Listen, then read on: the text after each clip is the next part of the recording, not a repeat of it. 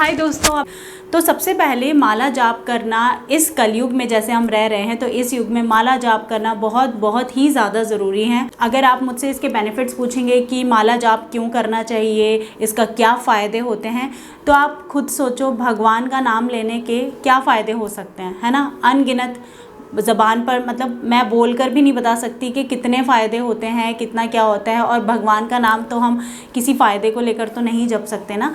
तो भगवान का नाम लेने से ना बस ये है कि आत्म शुद्धि होती है। भगवान का नाम लेने से हमें अच्छा महसूस होता है, हमारी ज़िंदगी अच्छी हो जाती है।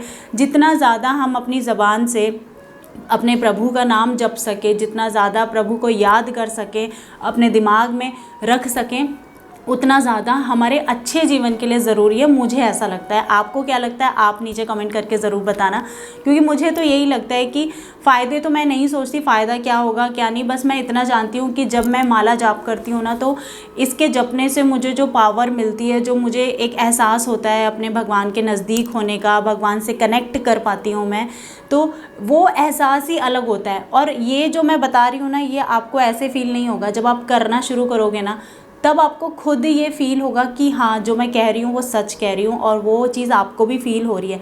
बहुत सारी सिचुएशंस ऐसी आती है, हम फाइट नहीं कर पाते हैं, दुविधा में पड़ जाते हैं। तो ऐसी सिचुएशन में आप भगवान से कनेक्ट कर पाते हो, भगवान के पास रहने का आपको एहसास हो पाता है, पावर शक्ति महसूस होती है अंदर से। और अकेले होते हुए भी आपको ऐसा लगेगा कि नहीं, आपके साथ कोई ना कोई ऐसी स्ट्रॉन्ग पावर है, कोई ना कोई ऐसी शक्ति है आपके साथ जो हमेशा आपका साथ देती है, आपके लिए खड़ी रहती है, आपके ऊपर सर पे हाथ रखे हुए हैं। तो अगर आप भी ये एहसास पाना चाहते हैं और इस जीवन को और ज़्यादा बेहतर बनाना चाहते हैं और ज़्यादा अच्छा जीना चाहते हैं और अपने भगवान से कनेक्ट करना चाहते हैं और ज़्यादा उनके नज़दीक जाना चाहते हैं, तो आपको माला जाप ज़रूर करना चाहिए। मैं ये कहती हूँ कि दुनिया के हर बंदे को माला जाप करना बहुत ज़रूरी है। अपने भगवान का नाम लेते रहना बहुत बहुत ज़्यादा ज़रूरी है, अगर वो अपनी जीवन जो है वो सरल बनाना चाहता है, अच्छा बनाना चाहता है, ठीक है। और अगर मुश्किल भी है तो धीरे धीरे वो सरल होता चला जाएगा। बस भगवान पर विश्वास रखना, क्योंकि जो होता है ना वो अच्छे के लिए होता है ना। लेकिन हमें हर सिचुएशन में, हर कंडीशन में अपने भगवान को नहीं भूलना चाहिए। हमेशा उनका नाम याद करते रहो। उसके लिए माला जाप करना एक सबसे अच्छा सोल्यूशन है। वरना आप नॉर्मली ऐसे तो याद नहीं कर पाओगे, लेकिन हम चैंट करोगे, जाप करोगे ना, तो आपको अपने आप आदत पड़ जाएगी धीरे धीरे। फिर आप एक दिन भी अगर नहीं करोगे ना, तो आपको लगेगा कि अरे यार कुछ मिस हो गया, कुछ छूट गया यार, आज कुछ नहीं किया। क्योंकि मेरे साथ ऐसे ही होता है, वही मैं बता रही हूँ। तो माला जाप करने के थोड़े बहुत छोटे छोटे से नियम हैं जो हर कोई कर सकता है, तो मैं बता देती हूँ। माला जाप करने का पहला नियम तो ये है कि आपको माला को, जिसको भी आप चैंट करो ना, उसको इस तरह के बैग में रखना। ये है माला बैग, और इसे गोमुख भी कहा जाता है, ठीक है। इसमें एक तरफ से माला रखने की जगह होती है इस तरीके से, और दूसरी तरफ से ये फिंगर निकालने की एक जगह होती है। ये फिंगर क्यों निकाली जाती है? ये वाली जो फिंगर होती है ना, इस फिंगर को हम माला जाप करते हुए टच नहीं करते हैं, ठीक है। ऐसे नहीं करते हैं कभी भी। हमें इस फिंगर को अलग रखना होता है, और हमें ये अंगूठा और ये इसके साथ साथ हमें ऐसे ऐसे जाप करना होता है, ठीक है। ये देखो, ऐसा इस फिंगर को दूर रखना होता है। अब इस फिंगर को हमें टच क्यों नहीं करना है? क्योंकि ये जो फिंगर होती है ना हमारी, ये दोष रूपी फिंगर होती है। दोष रूपी इन द सेंस कि हम किसी को ब्लेम करते हैं, पॉइंट आउट करते हैं, या हम किसी को दोष देते हैं, तो हम इस फिंगर का यूज़ करते हैं, है ना। तो इसलिए हमारे शास्त्रों में इस फिंगर को अशुद्ध माना गया है, इस फिंगर को, ठीक है। इसलिए हम जाप करते हैं, तो हम भगवान का जब नाम लेते हैं तो हम इस फिंगर को माला से टच नहीं होने देते। इसलिए इस माला बैग में ये होल बना होता है, ताकि जब आप माला जाप करें और इस फिंगर को निकाल के बाहर करें, ठीक है। अब आपको माला जाप दो तरीके से करना होता है। जैसे कि एक तो आपको बैग में रख के ही करना होता है। आपने बहुत सारे लोगों को देखा होगा कि बैग में ही वो माला जाप कर रहे होते हैं, और कभी कभी आपने देखा होगा कि ओपन में माला जाप कर रहे होते हैं। अब दोनों में कब करना चाहिए?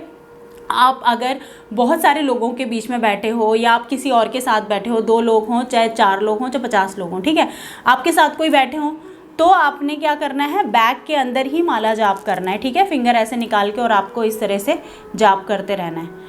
आपकी माला दिखनी नहीं चाहिए। लेकिन अगर आप अकेले हैं, कोई आपके साथ नहीं है, तो आप माला को बाहर निकाल के भी माला जाप कर सकते हैं। ये एक छोटे से 2 नियम हैं, ठीक है। अब आप सोचेंगे कि जी हम वेजिटेरियन नहीं हैं, हम तो नॉनवेज भी खाते हैं, ये खाते हैं वो खाते हैं, तो भी क्या हम माला जाप कर सकते हैं? देखो, भगवान का नाम लेने के लिए ना कोई नियम नहीं होता। कैसा भी इंसान, कोई भी इंसान भगवान का नाम ले सकता है। भगवान के नाम लेने के लिए कोई नियम नहीं होते हैं, ठीक है। अगर आप वैसे तो देखो, वैसे तो मैं नॉनवेज वगैरह के बिल्कुल अगेंस्ट हूँ, मैं बिल्कुल भी सपोर्ट नहीं करती, प्रमोट नहीं करती इस चीज़ को। लेकिन अगर आप खाते हो और आप फिर भी आपकी इच्छा है कि मैं भी माला चैंट, मैं भी माला जाप करना चाहता हूँ या चाहती हूँ, लेकिन मैं नॉनवेज खाता हूँ, तो मैं क्या कर सकता हूँ? ऑफकोर्स आप कर सकते हो। भगवान का नाम लेने के लिए किसी नियम के, कानून की ज़रूरत नहीं है। आप कभी भी माला जाप कर सकते हो, 24 घंटे में कभी भी, किसी भी जगह, किसी भी वक्त आप कर सकते हो, ठीक है। अगर आप नॉन वेजिटेरियन हो, नो इशू, आप फिर भी भगवान का नाम जप करोगे। लेकिन मैं आपको एक बताती हूँ, एक एक्सपीरियंस बताती हूँ किसी का। एक बंदा था ऐसे ही, तो वो ना ऐसे नॉनवेज वगैरह ये सब खाता था, और ना उसकी मतलब ये इच्छा थी कि वो माला जाप करे। तो उसने माला जाप करना शुरू किया। वो अल्कोहल भी लेता था, मतलब ड्रिंक भी करता था, नॉनवेज वगैरह सब कुछ खाता था, और अल्कोहल भी करता था, स्मोकिंग भी करता था, मतलब इस तरह के जो भी चीज़ें हैं वो सब करता था, ठीक है। लेकिन वो माला जाप भी करता था, और माला जाप करते करते उसने भगवान का नाम लेना शुरू किया। धीरे धीरे दिन बीतते गए। तो क्या हुआ, भगवान का नाम लेना इतना ज़्यादा इफ़ेक्टिव होता है कि धीरे धीरे ना उसकी इच्छा खुद ही हटती चली गई। मतलब पहले नॉनवेज की इच्छा चली गई उस बंदे के खाने में से, मतलब उसने खुद ही नॉनवेज छोड़ दिया, किसी ने उसको कहा नहीं, किसी ने उसको फोर्स नहीं किया, अपने आप उस बंदे के अब उसने नॉनवेज खाना छोड़ दिया। फिर धीरे धीरे उसने अल्कोहल लेना भी छोड़ दिया, स्मोकिंग करना छोड़ दिया, और मतलब मैं सच बता रही हूँ आपको, ये तीनों चीज़ें उसकी लाइफ से ही हटा दी उसने। मतलब अपने आप उसके अंदर ऐसे वाइब्रेशंस आने लग गए, ऐसे पॉजिटिव वाइब्रेशन आने लगे। मैं आपको बता रही हूँ, मेरे ना गूज बम्स आ रहे हैं आपको बताते बताते, कि इतनी ज़्यादा पॉजिटिव वाइब्रेशन उसके अंदर भर गई कि ऑटोमेटिकली उसकी ये तीनों चीज़ें उसके शरीर से अलग हो गई, छूट ही गई। आज तक उस बंदे ने कभी भी दोबारा इन चीज़ों का सेवन ही नहीं किया, दोबारा लिया ही नहीं कभी। तो भगवान का नाम जपने की इतनी ज़्यादा शक्ति होती है। देखो, मतलब बुरी से बुरी अगर चीज़ें भी आपको लगी हुई हैं ना, वो भी ऑटोमेटिकली आपके अंदर से खुद ही छूट जाएंगी। आप खुद ही छोड़ दोगे, किसी को आपको कहने की ज़रूरत ही नहीं पड़ेगी। तो इसलिए मैं बता रही हूँ कि अगर आप ये सब भी करते हो, तो भी आप भगवान का नाम जपो, दिल से जपो। अगर आपकी इच्छा हो रही है ना अंदर से, तो आप दिल से जपो, भगवान को याद करो, नाम जपते रहो, और बस आप धीरे धीरे आप इन सब चीज़ों से ऑटोमेटिकली दूर भी हो जाओगे, अगर आप छोड़ना चाहो तो, ठीक है। अगर आप नहीं भी छोड़ना चाहोगे तब भी आप दूर हो जाओगे, क्योंकि भगवान के नाम में ही इतनी शक्ति है ना। जो चीज़ हमारे शरीर के लिए अच्छी नहीं है, या जो चीज़ें हमारे स्वास्थ्य के लिए अच्छी नहीं है, हमारे लिए अच्छी नहीं है, एनवायरनमेंट के लिए अच्छी नहीं है, तो ऑब्वियसली वो हमारे लिए भी अच्छी नहीं होगी। तो भगवान भी नहीं चाहेंगे कि उनके बनाए हुए इंसानों के लिए जो चीज़ नहीं अच्छी है, तो वो ऑटोमेटिकली उसे अपने आप ही आपसे दूर कर देंगे। बात करते हैं माला की, कि कौन कौन सी माला पर आपको जाप करना चाहिए। आप देखिए, अगर आप भोलेनाथ का जाप करना चाहते हैं तो आपको रुद्राक्ष की माला पे जाप करना चाहिए, तब आपको इन माला पे नहीं, रुद्राक्ष की माला पे जाप करनी चाहिए। लेकिन अगर आप विष्णु भगवान के भक्त हैं, आप नारायण के भक्त हैं, श्री कृष्ण के भक्त हैं, श्री राम जी के भक्त हैं, तो फिर आपको तुलसी माला पे, बेल माला पे, या फिर नीम की माला, इन तीनों माला पे से किसी भी आप एक माला पे जाप कर सकते हैं। या तो आप तुलसी माला लीजिए। तुलसी माला हरि का नाम जपने के लिए सर्वश्रेष्ठ मानी गई है, क्योंकि तुलसी भगवान विष्णु को बहुत अधिक प्रिय होती है, बहुत ज़्यादा प्यारी होती है। इसलिए तुलसी माला पे जाप इसलिए किया जाता है ताकि भगवान नारायण की कृपा हम पर जल्दी बन जाए। अगर आप नॉनवेज वगैरह लेते हो तो आप तुलसी माला पे मत करना, फिर आप जैसे नीम की माला हो गई, बेल की माला हो गई, तो आप उस माला पे भी जाप कर सकते हो। अब बारी आती है कि कब कब माला जाप करना चाहिए। तो अगेन मैं यही बोलूँगी, भगवान का नाम लेने का कोई भी ऐसा समय निर्धारित नहीं है, कोई भी ऐसा वक्त नहीं है। आप 24 घंटों में से कभी भी आप माला का जाप कर सकते हो, चाहे आप जब भी आपके पास टाइम हो, जब भी आपको लगे कि हाँ चलो मैं अब कर लेता हूँ या अब कर लेती हूँ, आप तभी कर लो।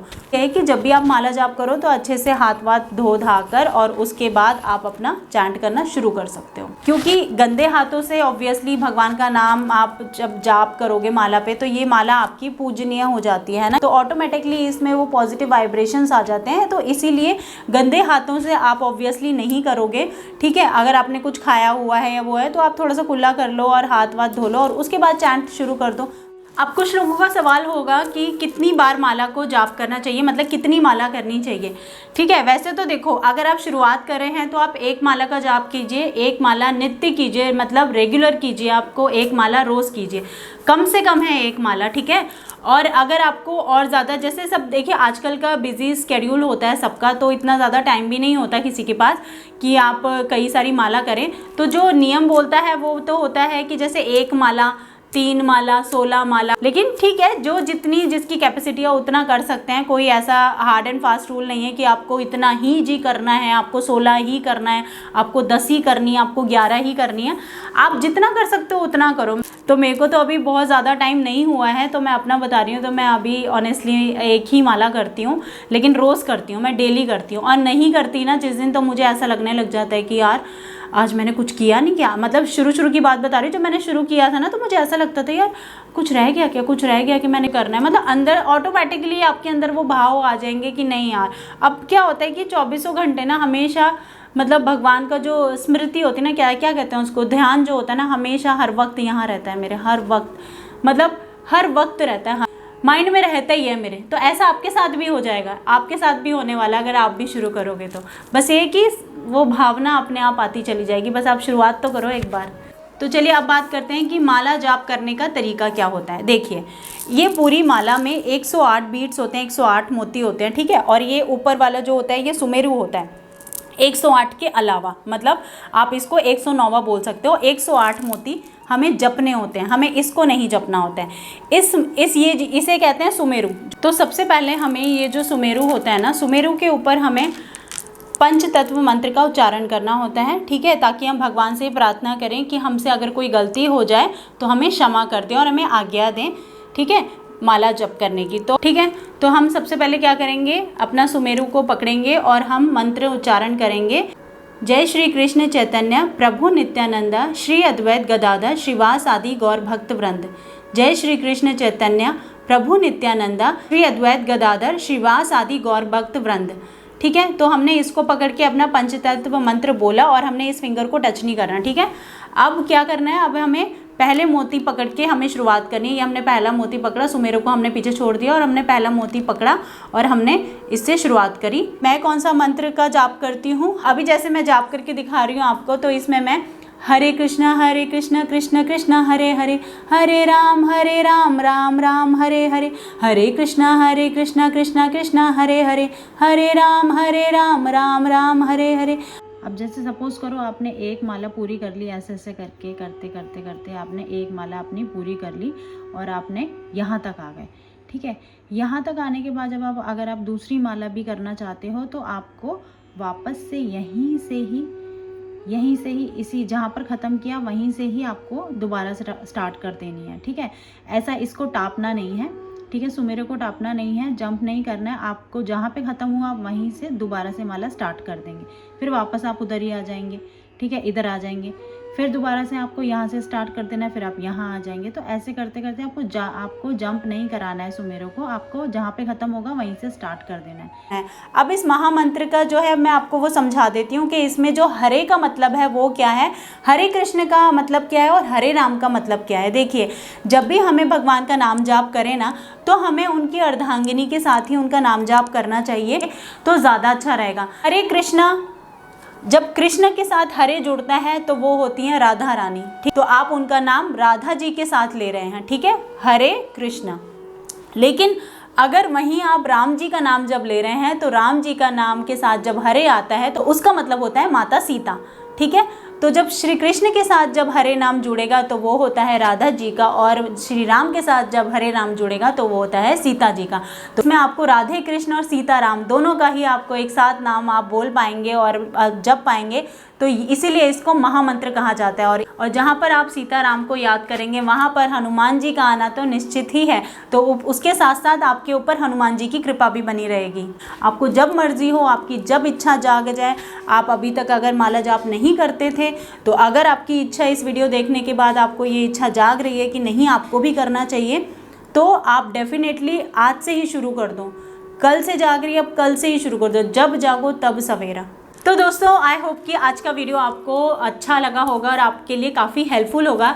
और जिन जिन लोगों ने माला जाप करना शुरू कर दिया है तो प्लीज़ मुझे कमेंट करके ज़रूर बताना कि आपने शुरू किया या नहीं किया है, और जो भी आपका एक्सपीरियंस था वो भी मुझसे आप लोग शेयर करना। तो चलिए मिलती हूँ आपसे नेक्स्ट व्लॉग में। राधे कृष्णा।